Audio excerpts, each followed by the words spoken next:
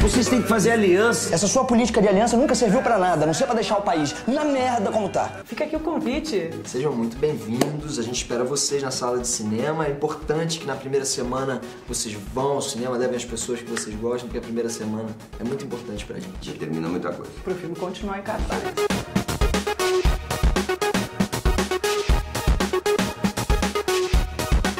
Cinza, carvão, fumaça e 4 pedras de gelo. Esse título.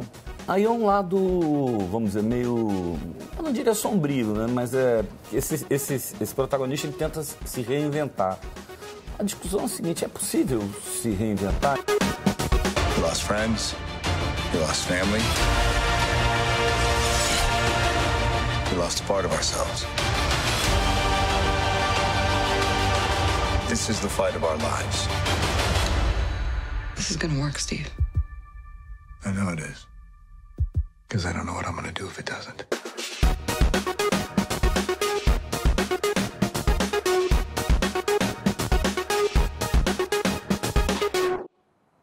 Olá, eu sou a Adriana Couto, bem-vindos ao Metrópolis. A gente começa hoje com cinema. Uma briga por convicções políticas e ideológicas separa pai e filho. Décadas depois, o filho vira pai e passa pela mesma situação. Conflitos que estão em Rasga Coração, filme dirigido por Jorge Furtado e que estreou ontem. É uma adaptação da peça homônima escrita por Oduvaldo Viana Filho, no começo da década de 70. Vianinha não chegou a vê-la no teatro porque o texto foi censurado pela ditadura militar. Chegue perto de mim. Chegue perto de mim. Não precisa falar. Não precisa falar. Acenda meu cigarro. Acenda meu cigarro. Não queira me agradar. Não queira me agradar. Rasga Coração foi filmado no finalzinho de 2017 e depois desse ano de eleições, o filme me parece ter ficado ainda mais atual, mais pertinente. Sem dúvida, foi impressionante. Nesse momento de ruptura que o Brasil está dividido, onde as famílias disputam, brigam por política e tentam se entender e se amam, mas não se entendem, né? Então o filme ficou de uma atualidade impressionante mesmo. Vocês têm que fazer aliança. Essa sua política de aliança nunca serviu pra nada, a não ser pra deixar o país na merda como tá. Você não é o novo. Você também não é o novo. Você não é o novo. No filme, o personagem Manguari Pistolão, personagem feito pelo Marco Rica, é um funcionário público, um homem de classe média, que nos anos 70 lutava pelos seus ideais em plena ditadura. Será que o grande horror do Manguari é justamente ver no que ele se tornou? Acho que mais do que ele se tornou, o que o país se tornou. Não deve ser fácil para um cara que vivenciou e continua vivenciando, porque ele é um cara humanista ainda, mesmo só mais acomodado, mas ele é um cara que lá tenta, dentro do seu gabinete ali, ainda lutar por pequenas causas ali, né? Eu acho que deve ser muito duro para um cara como o Manguari viver hoje em dia, ver o país como está. Assim como, confesso a você, é difícil para mim também. É o mesmo lado sob perspectivas diferentes, né? Eles querem caminhar para o mesmo lado, eles querem seguir para o mesmo lado, eles têm até uma visão muito semelhante para o país, mas eles têm maneiras diferentes de lutar. Faz isso não, meu filho. As pessoas podem brigar com você. Se fosse um crucifixo, um relógio assim me afastando, sabe? Pode meter um tiro no meio da tua testa. Isso, Nena. Ele tem razão, Nena. A Nena, a personagem da Drica Moraes, é a mulher do Manguari e é a mãe do Luca. E é difícil vê-la fora desses dois papéis, né? Ela tá um pouco imersa em todas as questões que ela precisa resolver, da casa principalmente, né? E do filho com o pai com o filho. Ela se deu esse personagem, né? Da mãe, a mãe preocupada, a mãe que teme. Eu acho que ser mãe para ela é medo, é ter medo. Tem uma relação de amor dessa família, que é uma família de classe média, altamente identificável com as nossas famílias aqui brasileiras. E isso que eu acho que vai dar a reverberação com o público, que eu espero que apareça ao cinema. Eu não tenho nada a declarar! Vontade de quebrar tudo. Ei, vamos quebrar tudo então. Invadiram a escola, quebraram tudo. Só serei livre se sair de Guaraci. Vamos a outra discussão importante, desta vez sobre preconceito, que acabou em reviravolta na apresentação do próximo Oscar. Depois de ser anunciado pela academia como o novo apresentador, o comediante Kevin Hart foi pressionado a se desculpar por tweets e textos de stand-up antigos que tinham comentários homofóbicos. Num primeiro momento, Hart não recuou. Disse que tudo foi há muito tempo, quase 10 anos, e que desde então mudou, amadureceu, já havia falado sobre o tema e que, por isso, as desculpas não eram necessárias. A situação dele só piorou. E depois de uma enxurrada de críticas na internet, ele decidiu desistir do Oscar para não ser uma distração no prêmio. Palavras dele. E finalizou pedindo desculpas à comunidade LGBTQ pelas palavras insensatas do passado. O comediante disse que o objetivo dele é unir as pessoas e não separá-las. Agora, os organizadores correm contra o tempo, porque a cerimônia será no final de fevereiro. Literatura. Um homem acorda gravemente ferido no meio de um lixão e não se recorda dos fatos que o levaram até ali. Mas ele toma a decisão de seguir a vida construindo uma nova identidade. Esse é o ponto de partida do novo livro do jornalista Luiz Erlanger. A Cris Maxud conversou com ele.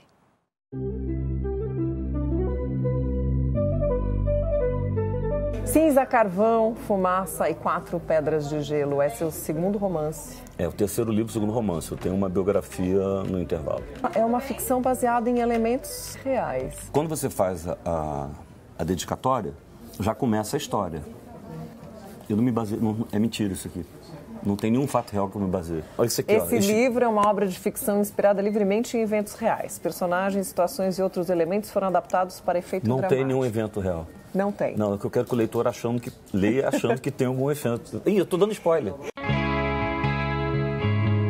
Você, com essa trajetória intensa no jornalismo, né, na imprensa, busca como inspiração também tudo isso que você já viveu, tudo isso que você coletou?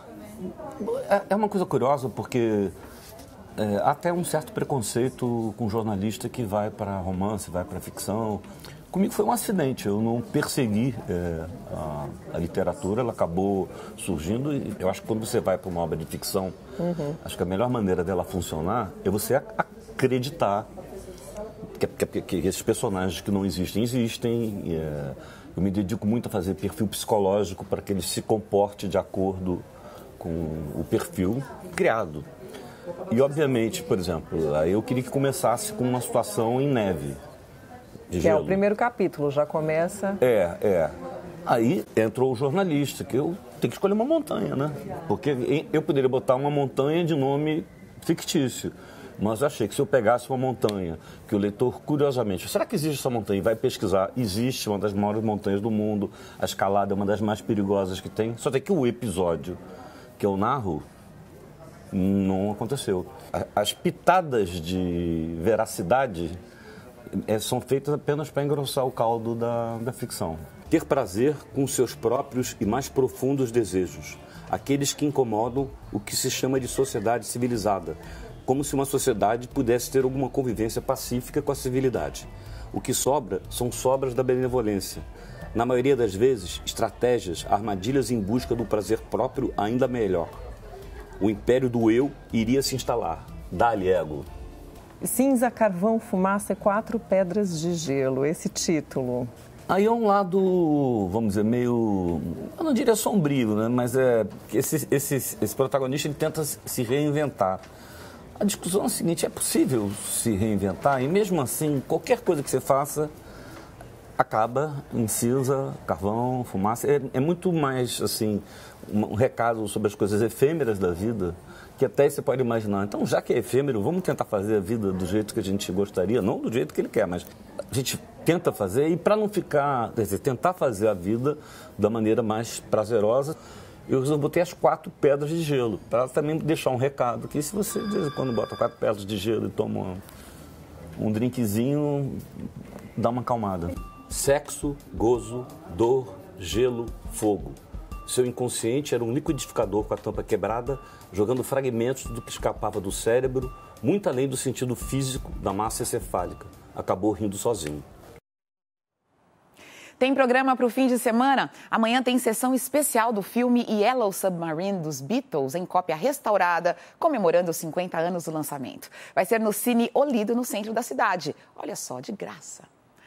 E aí, quer mais sugestões? Então toma!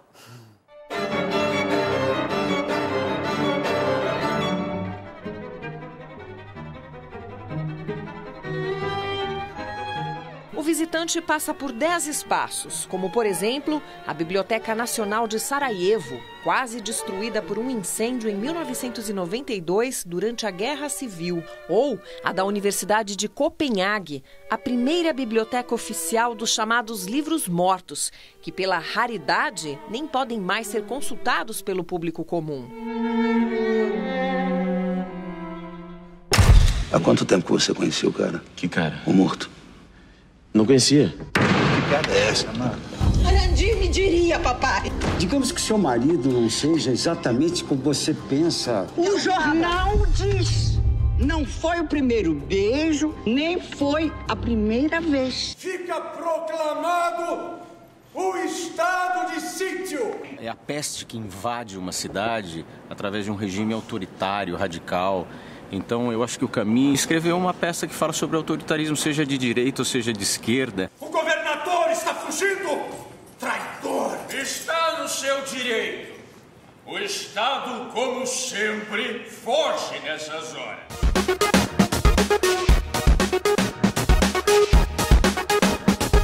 Voltamos a falar de literatura porque hoje o diretor do Itaú Cultural, Eduardo Saron, o presidente de Portugal, Marcelo Rebelo de Sousa, e parceiros como a CPFL anunciaram em Lisboa os vencedores do Prêmio Oceanos de Literatura em Língua Portuguesa, antigo Portugal Telecom.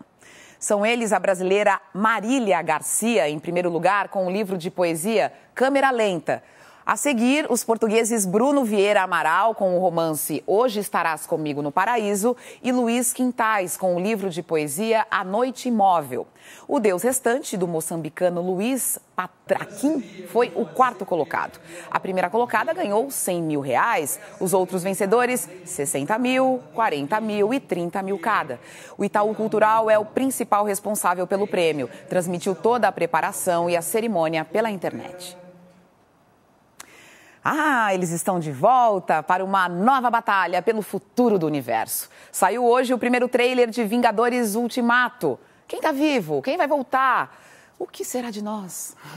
Veja aí no trailer. O filme só estreia em abril do ano que vem. E a gente se vê de novo domingo, às 7h30 da noite. Tchau, tchau.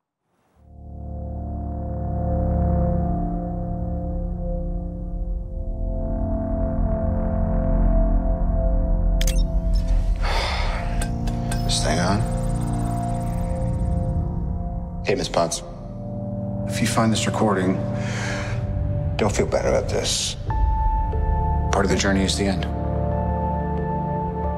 Just for the record, being adrift in space with zero promise of rescue is more fun than it sounds.